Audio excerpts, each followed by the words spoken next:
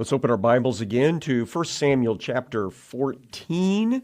Pick the story up at verse 31, where we are told that the Saul army struck down the Philistines that day from Michmash to Aijalon.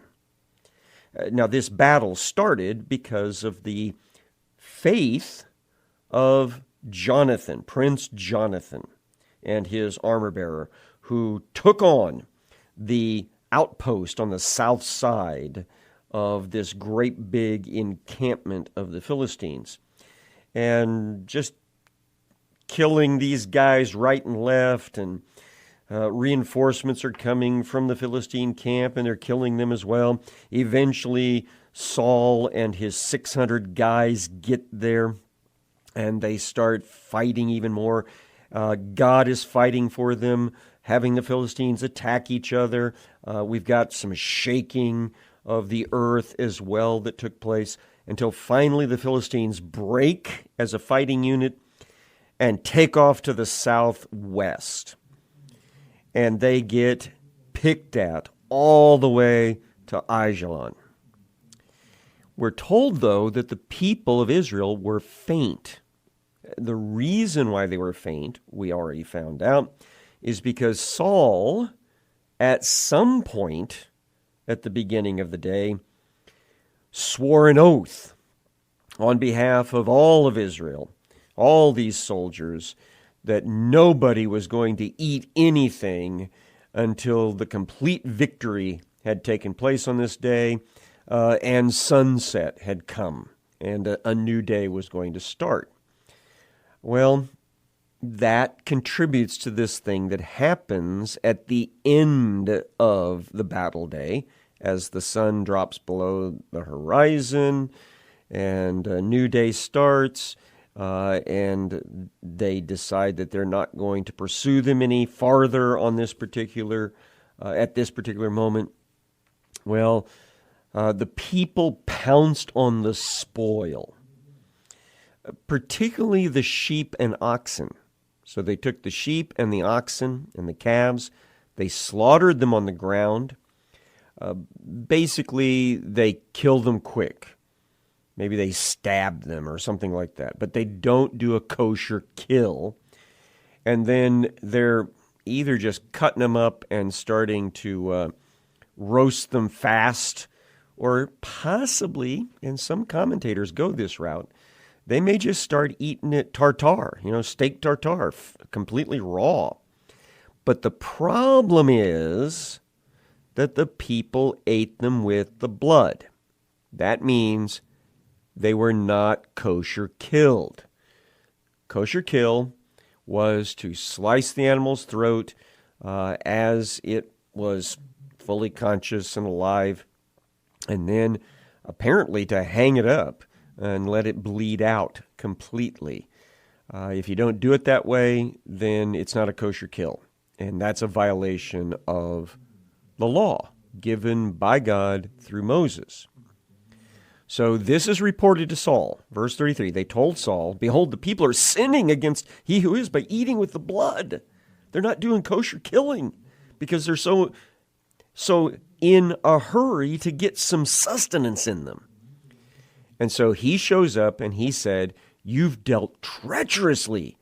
Roll a great stone over to me here."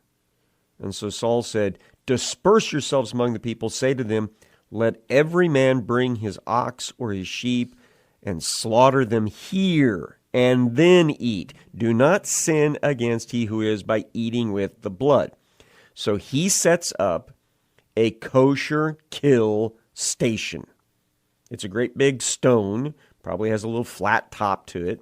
And so every animal is supposed to be brought there, its throat sliced, and then it's taken away and hung up and bled out. And then they can start eating the properly prepared meat. So every one of the people brought his ox with him that night, and they slaughtered them there. And then Saul built an altar to he who is. It was the first altar that he built to he who is. So he has been king for over a year. This is his second year, we were told earlier on in the chapter. It's his second military operation, apparently in the same calendar year. All of his worship as a king has been done at established worship sites, high places. This is not a high place. It is not an established worship site. So he builds an altar and offers, or has his high priest offer, a sacrifice to God at this site, apparently somewhere down by the entrance of the valley of Ajalon. Verse 36. Then Saul said, so now the sun's gone down, it's dark, people are kind of finishing up eating, maybe they're rested a little bit. And so he says, let's go down after the Philistines by night and plunder them until the morning light. Let us not leave a man of them. So his military mindset is, I don't care that it's dark. I want us to finish this operation now. Let's go and track down whatever Philistines are still left out there on their way to their towns, and we will kill every last one of them that we can find. And the people said, do whatever seems good to you. Now, he started with 600 men that were still with him, remember, but then he got reinforced by Israelis that heard that the battle was going Israel's way because God was involved in it. And so who knows how many thousands of Israelis he has with him now. But their response is, we're good. If that's what you want to do, we'll do it. But the priest said, and this is the high priest, this is apparently the grandson of the late Eli.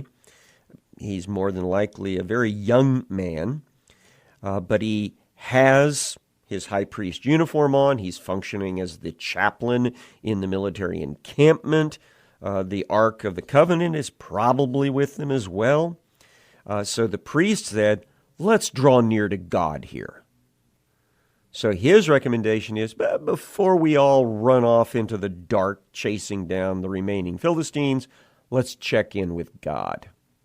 And I think that's appropriate. I think it's right. So Saul inquired of God. And when we talk about inquiring of God, as we will see very clearly in a moment, he is basically going to phrase a question that can be answered yes or no, or can have an either or response. He's going to formulate it to the priest, asking it to God. The high priest will then reach into the pocket of his uniform, right behind his 12 special stone chest piece. He'll bring those two stones out that are in there, called the Urim and the Thummim. He will ask God that question as high priest. And I believe, in accordance with Jewish tradition, that one of the stones glowed. It wasn't just a matter of reaching in randomly and pulling out one stone, and that was the answer, because then you would always have an answer, even though maybe God wasn't giving it. But we know that the Urim and Thummim system sometimes does not work, which indicates to me it's supernatural. So here are the two questions that he wants to phrase out. Shall I go down after the Philistines? Yes or no? Shall I chase them down? But another one, very important, because this was probably learned with the Benjamite thing. Will you give them into the hand of Israel? Because remember, back in the Benjamin War, they asked the question, should we go against Benjamin? And they ended up getting their clocks cleaned. even though God said, go against them. And it happened twice that way, until finally they said, shall we do it again?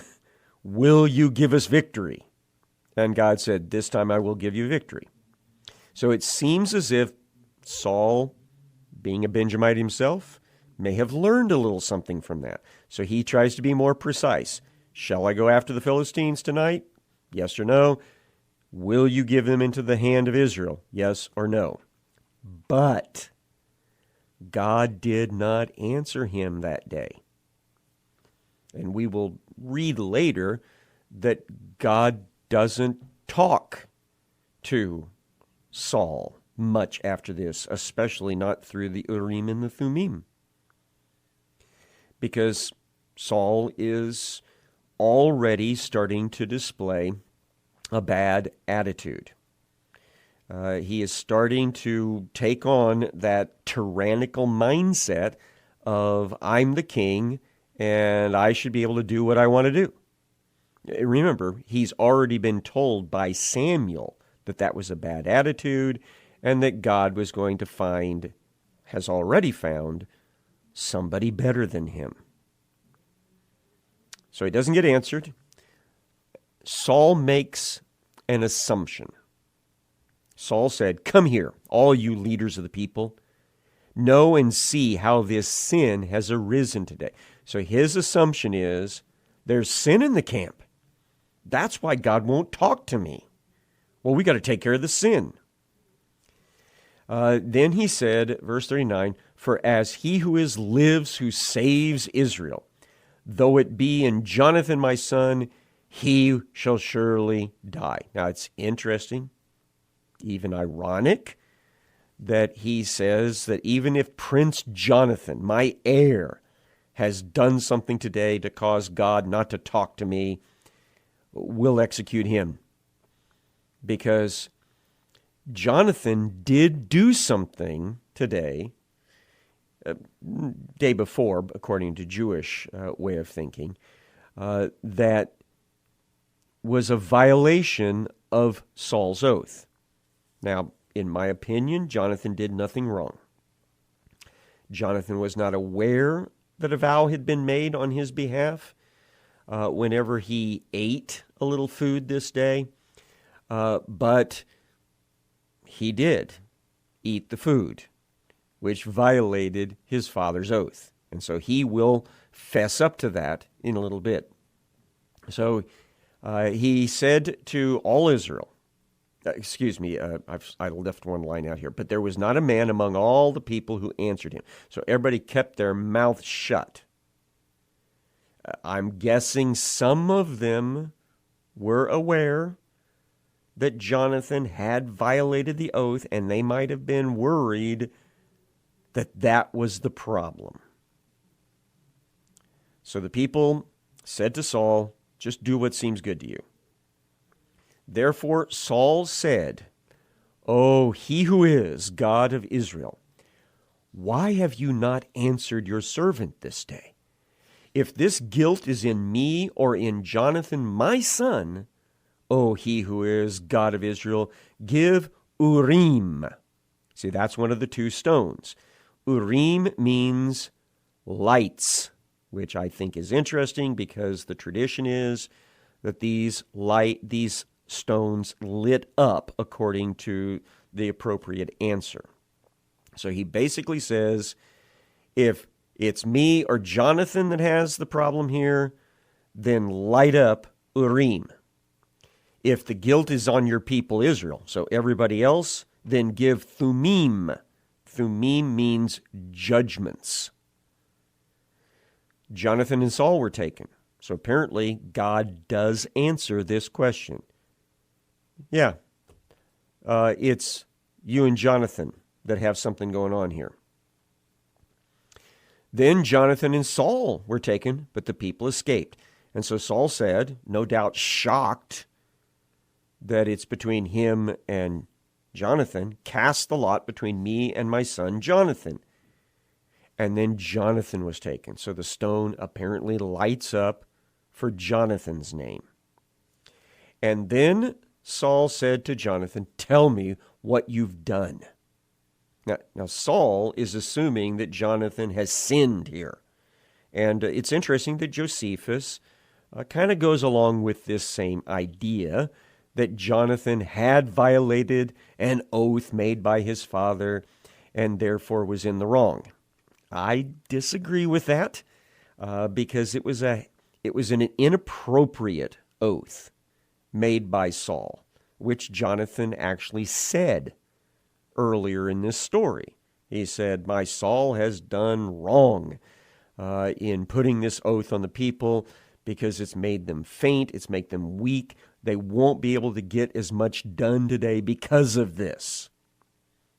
But here, God is highlighting for King Saul somebody that violated the oath that he made. And so Saul said to Jonathan, "Tell me what you've done."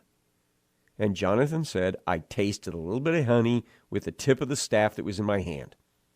Here I am. I'll die." So he's like, "Fine. If you're going to execute me, execute me."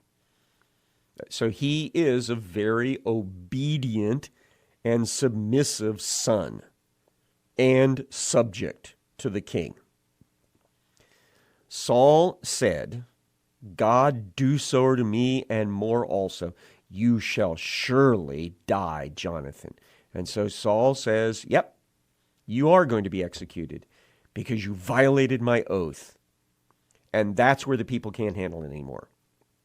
The people said to Saul, "Shall Jonathan die, who has worked this great salvation in Israel? Far from it. As Yahweh lives, as he who is lives, there shall not be one hair of his head fall to the ground, for he has worked with God this day." And so the people ransomed Jonathan so that he did not die. So the people step up and say, "No, you may be the king, you may have done that oath, but Jonathan was the one who was the savior in today's story. He's the guy that trusted God. He's the guy that God used in order to get this victory. There is no way under God's heaven you're going to execute Prince Jonathan today." Now, when it says that they ransomed him, more than likely it means that they insisted that a separate substitute sacrifice be made on his behalf, which we've talked about this, that there are places in the Old Testament law that allow for a substitute, a proper sacrifice to be substituted for an improper sacrifice. And so I think more than likely that's the way that the people worked it out with Saul, that you can offer some special sacrifice to God, and you need to let Jonathan live as prince. Verse 46, that pretty stopped everything. They don't chase the Philistines anymore.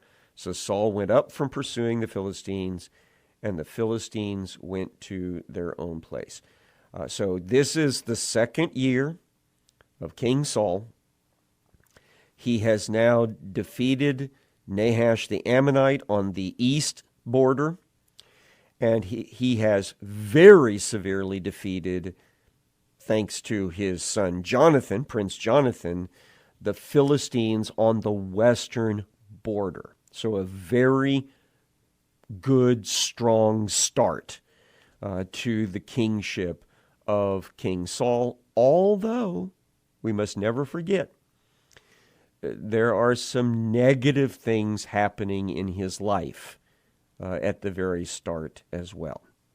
Now, verse 47 and 48 seem to be a summary of his military victories over the next several years. When Saul had taken the kingship over Israel, he fought against all his enemies on every side. So against Moab, that would be off to the southeast. Against the Ammonites, that's Nahash's bunch. We already talked about that. That's off to the east. Against Edom, which is just south of Moab, so off to the south-southeast.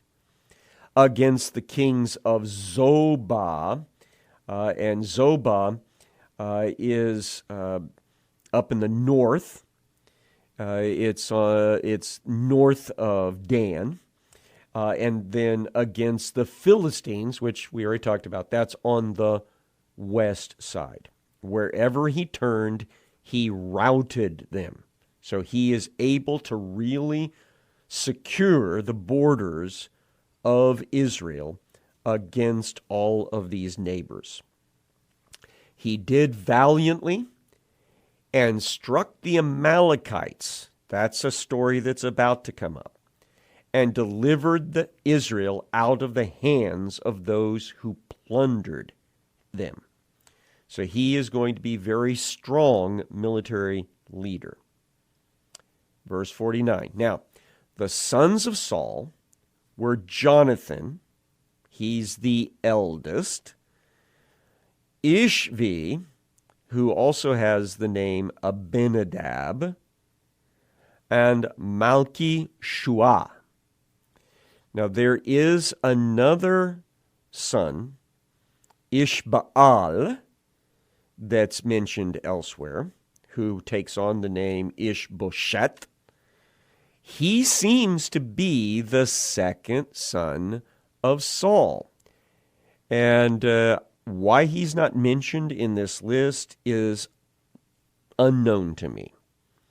But he will be important in the post-Saul stories that come up. Once Saul and Jonathan and Ishvi or Abinadab and Malchi-Shua are all dead on the mountains of Gilboa. Ishbosheth or Ishbaal will become very important. The names of his two daughters were these. The name of the firstborn was Merab. That will be an important part of another story. And the name of the younger, Michal. Very important part of the David story. The name of Saul's wife was Ahinoam, the daughter of Ahimaaz. The name of the commander of his army was Abner, the son of Ner, Saul's uncle. So Saul's uncle is named Ner. Saul's cousin is Abner, which is an interesting name. It means Ner is my dad. So Abner becomes the top commander on the field for the standing army of King Saul. Kish, of course, was the father of Saul, and Ner, the father of Abner, was the son of Abiel, which makes us think that probably Abiel is either his mom, that is Abner's mom, or Abner is the brother-in-law of Saul, and therefore Abiel is Abner's official dad, father. Some of that needs to be sorted out yet, and I'll do some digging on that. I haven't done that for a while, and I will try to find that all out in other passages. Verse number 52. There was hard fighting against the Philistines all the days of Saul. So Saul is going to spend a lot of his military time staving off attempts to invade by all these different groups. He'll hear that they're coming in, he'll go and fight them and beat them back. The Philistines are going to be particularly bad about that, and that's why that will be a very key component of some later stories. Now, very important story coming up next, but a little reminder here. When Saul saw any strong man or any valiant man, he attached him to himself. Exactly what Samuel said was going to happen. The king that Israel wanted was going to be a strong man, a man who was looking out for his own kingdom's sake. And that means drafting people into his army that he thinks will help him maintain a strong kingdom. That will happen to David in a little bit. But first we have this very important story that shows the end of Samuel's relationship with King Saul and the official end of God working with King Saul. Chapter 15 starts out this way. Samuel said to Saul, "He who has sent me to anoint you king over his people Israel, now therefore listen to the words of he who is." Now, when does this take place? I am guessing it's probably in the 3rd year of King Saul's kingdom, because it is the beginning of another military campaign season. Thus says he who is over the armies. It's Yahweh Tsabaoth. This is the military title of God we're going to see a lot of now. Thus says he who is over the armies, I have noted what Amalek did to Israel in opposing them on the way when they came up out of Egypt. In fact, God had it written in the books of Moses.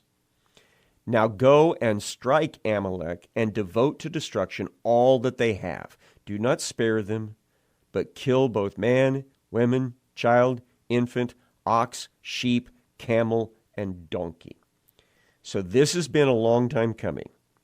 It's been probably about 400 years since Amalek tried to take Israel back into slavery. And they have been harassing them ever since. And God has said, Amalek needs to be executed as a people group. Saul is being tapped to take care of that.